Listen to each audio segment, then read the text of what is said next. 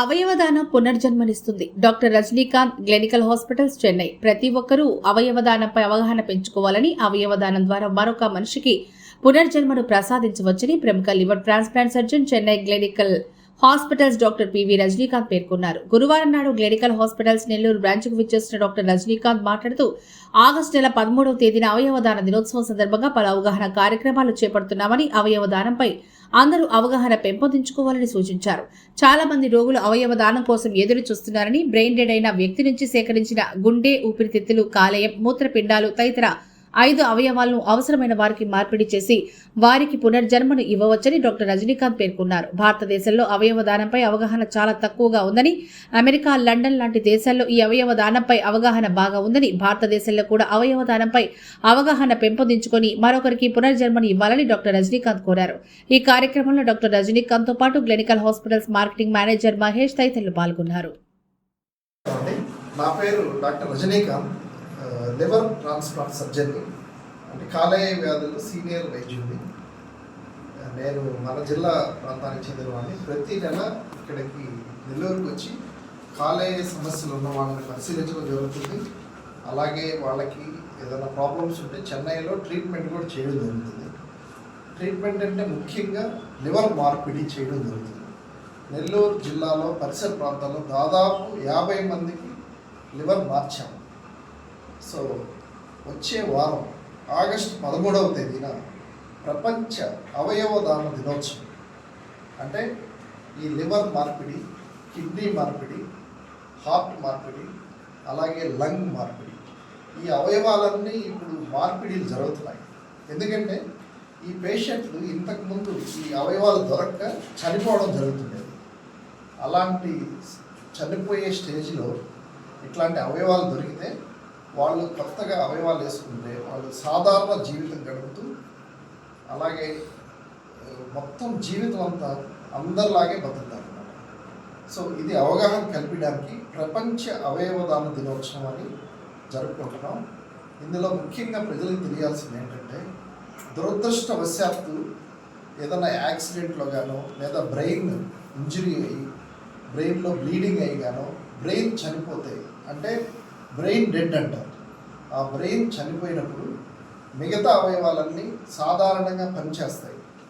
వాటిని మనం ప్రిజర్వ్ చేసి ఇలా వ్యాధిగ్రస్తులైన వాళ్ళకి మనం అమర్చడం జరుగుతుంది. అలాంటి సందర్భంలో ముఖ్యంగా ఒక వ్యక్తి నుంచి 5 పేషెంట్స్కి మనం పునర్జన్మ ఇవ్వడం జరుగుతుంది.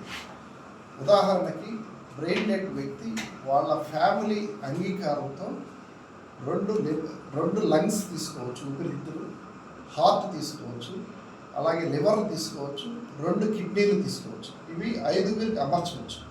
వస్తే వాళ్ళు సాధారణ జీవితం గడుపుతారు. ఈ ఫ్యామిలీస్ అందరూ వీటి మీద అవగాహన కలిగి ఉండాలి. అవయవాలు డొనేట్ చేస్తే దానివల్ల నష్టమే ఉండదు. మిగతా బాడీని అలాగే ప్రిజర్వ్ చేయొచ్చు. కానీ వీటి వల్ల 5 పునర్జన్మ ఇవ్వడం జరుగుతుంది. మనం నెల్లూరులో దాదాపు 10 మందికి ఇలాగా కెడావర్ ట్రాన్స్ప్లాంట్ చేశాం. అంటే అవయవాలు వేరే దాత నుంచి స్వీకరించి మొత్తం లివర్ని అమర్చడం జరిగింది. వాళ్ళందరూ సాధారణ జీవితం గడుపుతున్నారు. అది ఆ దాతలు చేసిన పుణ్యమే వాళ్ళకి. వీళ్ళు జీవితాంతం నార్మల్గా ఉంటున్నారు.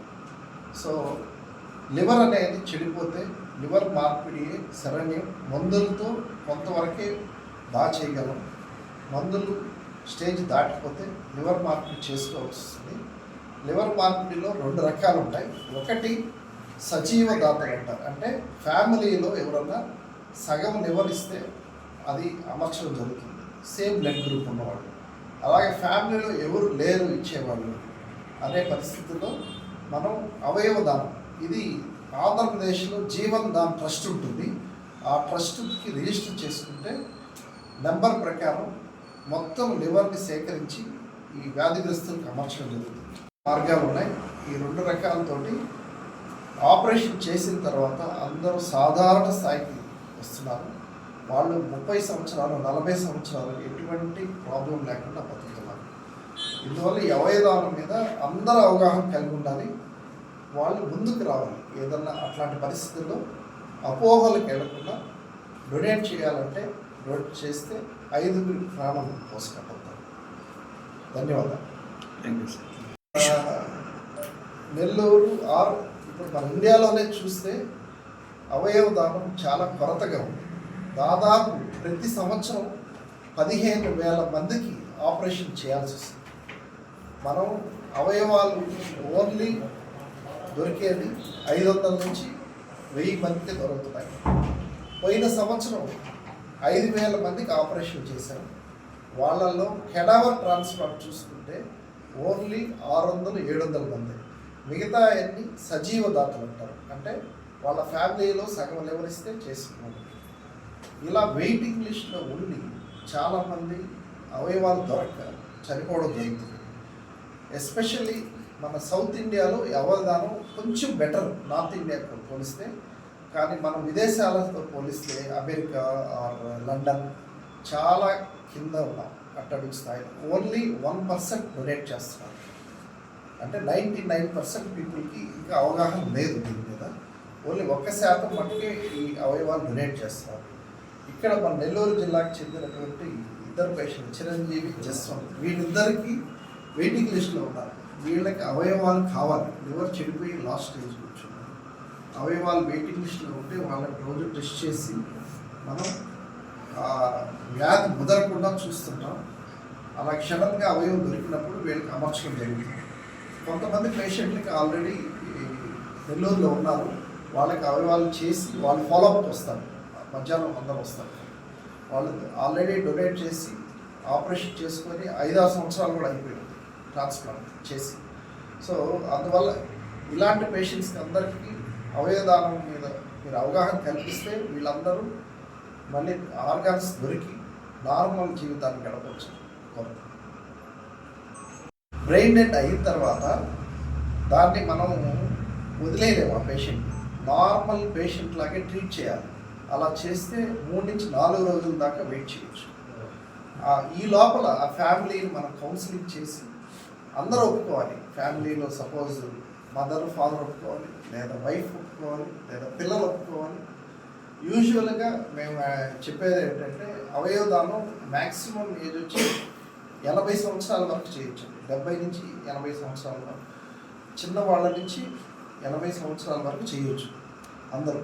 వయసు పెరిగే కొద్దీ జనరల్గా అవయవాలు అంత యాక్టివ్గా ఉండవు, పని చేయవు. సో ఎవరైనా కానీ అవయవదానానికి ముందుకు రావచ్చు. అవి బాగుంటేనే తీసుకోవడం జరుగుతుంది. బాగాలేకపోతే దానికి ముందుకు వెళ్ళామన్నమాట. సో 3 రోజులు పెట్టచ్చు. కానీ ఒక ఆర్గాన్ని తీసిన తర్వాత, బయటికి బాడీలోంచి తీసిన తర్వాత, లివర్ అయితే 10 గంటల దాకా బతికించవచ్చు.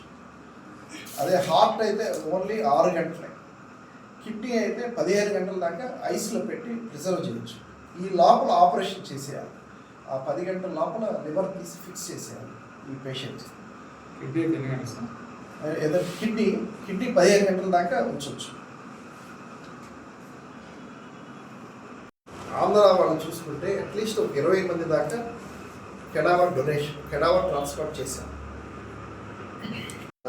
Fibro scan and free hepatitis screening చేస్తాం. అంటే వస్తే ఆ బ్లడ్ టెస్ట్ ఒకటి చేస్తాం. హెపటైటిస్ బి ఉందా లేదా టెస్ట్ చేస్తాం. సేమ్ టైం స్కాన్ చేస్తాం, ఫైబ్రో స్కాన్. అంటే లివర్లో ఫ్యాట్ ఎంత, ఫైబ్రోస్ ఉందా, అవన్నీ హోల్ డిపార్ట్మెంట్ ఎస్పీ గారు అడిగారు. అది అందరికీ ఉపయోగిస్తున్నాం. మీరు విలేకరులు కూడా మీరు కూడా వస్తే మీకు కూడా చేస్తాం. మేము చెప్తాం, నోటిఫికేషన్ ఇస్తాము. విలేకరులు, పాత్రికేయులు ఎవరున్నా కానీ అవైలబుల్ చేసుకోవచ్చు ఫ్రీగా. సో అట్లీస్ట్ లివర్ మీద అవగాహన వస్తుంది. నెక్స్ట్ ఆరోగ్యంగా మీరు ఎట్లా ఉండాలో కూడా తెలుస్తుంది. అది